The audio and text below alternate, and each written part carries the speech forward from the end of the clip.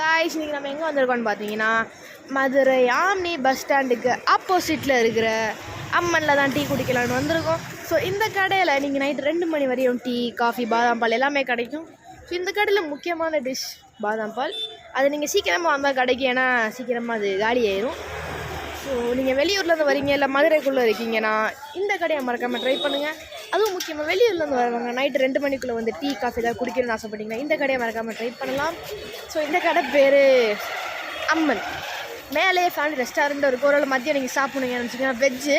So மேலே family restaurant இருக்குது, அங்கே நீங்கள் சாப்பிட்டுக்கலாம்.